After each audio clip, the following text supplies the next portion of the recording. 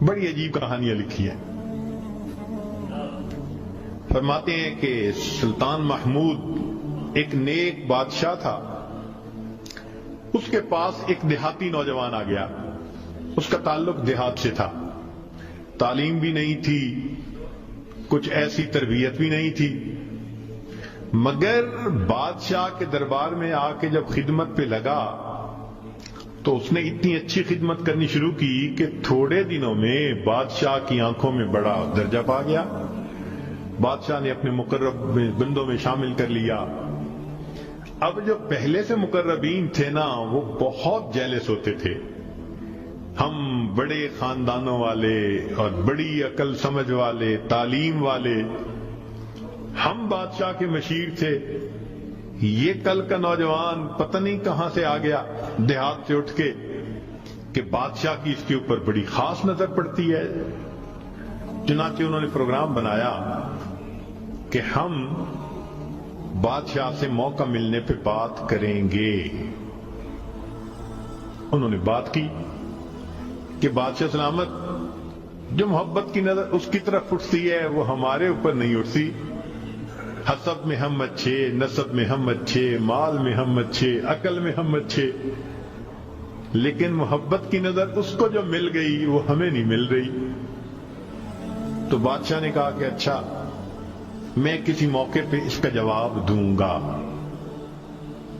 اب بادشاہ نے کیا کیا کہ ایک پھل منگوایا جو بہت کڑوا تھا، کاشیں بنوائیں اور کاشیں ان سب لوگوں میں تقسیم کر دیں جو اعتراض کرنے والے تھے، اور ایاز بھی وہیں بیٹھا تھا، تو جس جس کو وہ کاش ملی اس نے منہ میں ڈالا تھو تھو۔ بادشاہ سلامت، بڑا بہت کڑوا، توبہ توبہ، بہت کڑوا۔ سب نے اپنے منہ سے وہ پھل نکال دیا اور کہا کہ بادشاہ سلامت یہ بہت کڑوا ہے۔ تو بادشاہ نے جب ایاز کو دیکھا تو وہ مزے سے کھا رہا تھا، تو بادشاہ نے اس سے پوچھا کہ ایاز، یہ کاش میٹھی ہے جو اتنے مزے سے کھا رہے ہو؟ اس نے کہا بادشاہ سلامت ہے تو کڑوی، کھاتے کیوں جا رہے ہو؟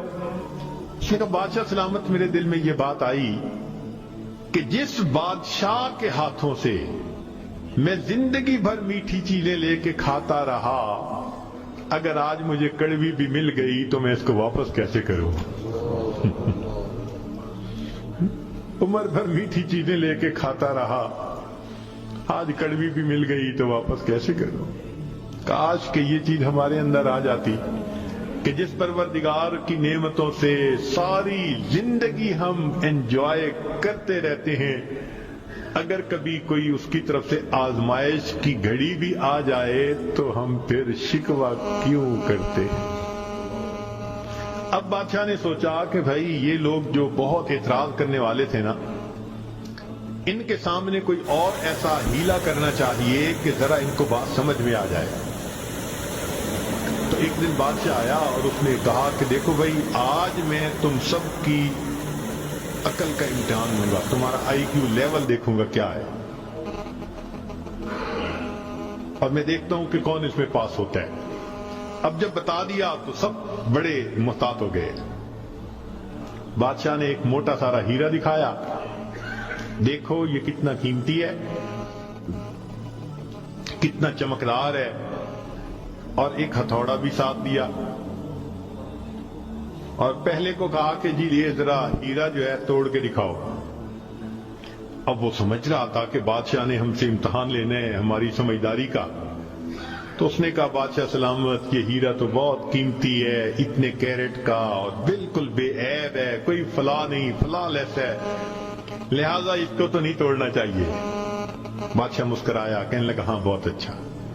تو وہ سمجھا کہ بھائی میں نے بادشاہ کو کنونس کر دیا، چنانچہ دوسرے کو دیا، اس نے بھی اسی قسم کی لاجک، تیسرے کو دیا، اس نے بھی لاجک، جتنے اعتراض کرنے والے تھے سب کو ہیرا ہتھوڑا دیتے رہے، وہ یہی لاجک دیتے رہے اور معذرت کرتے رہے، حتیٰ کہ بادشاہ نے وہ ہیرا ایاز کے ہاتھ میں پکڑایا۔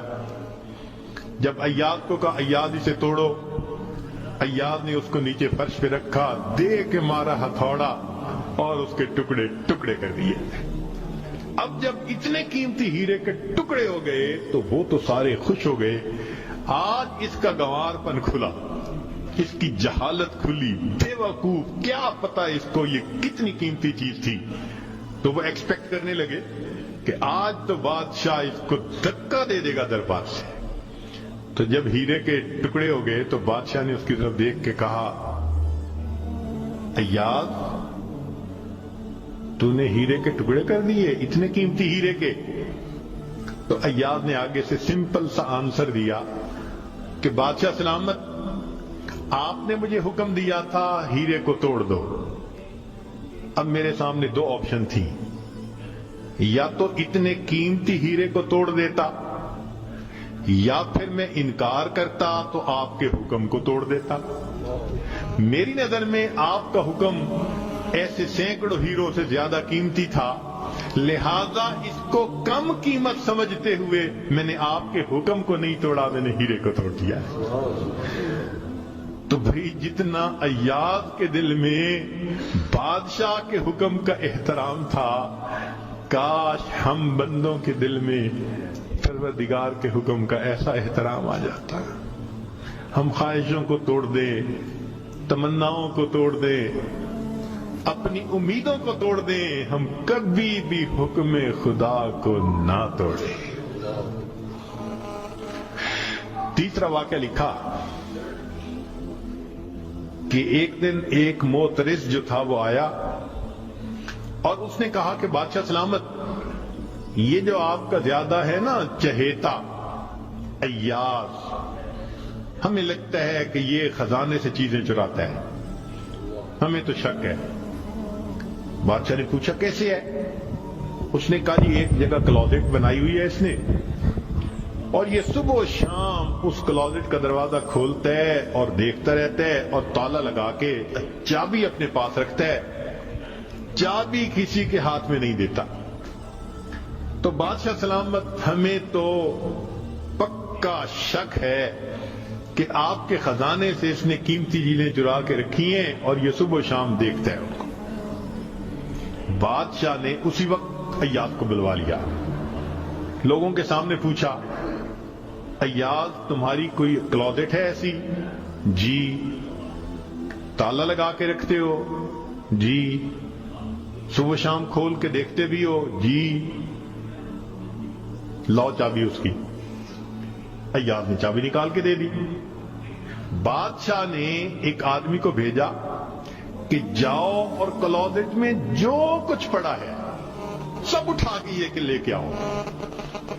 अब जब वो गया तो अय्याज तो मुतमईन खड़ा रहा, मगर मोतरेजी बड़े खुश हुए, आज पकड़ा गया, आज समझ लगेगी बादशाह को ये कैसा बददियानत इंसान। थोड़ी देर गुजरी तो जो गया था वो ताला खोल के क्या देखता है कि उसमें एक पुराना सा लिबास है और एक पुराना सा जूता रखा हुआ और कुछ भी नहीं। बड़ा हैरान हुआ, इसको ये सुबह भी देखता है शाम भी देखता है। वो उसको लेके बादशाह के पास आया। बादशाह सलामत क्लोजेट में ये दो चीजें थी। बादशाह ने कहा, अय्याज बस यही कुछ था? जी यही था। अय्याज ये तो इतनी कीमती नहीं कि तुम इनको ताले में रखो और सुबह शाम इसको जा के देखो। अय्याज ने कहा कि बादशाह सलामत मेरे लिए कीमती है। पूछा क्यों? कि बादशाह सलामत, जब मैं पहली मर्तबा आपकी खिदमत में हाजिर हुआ था, मैं देहाती सा लड़का था, ये तहबंद बांधी थी, ये कुर्ता पहना था, ये जूता पहना हुआ था। मैंने इसको अपने लिए प्रिजर्व करके रख लिया। अब रोज सुबह और शाम मैं दरवाजा खोलता हूं,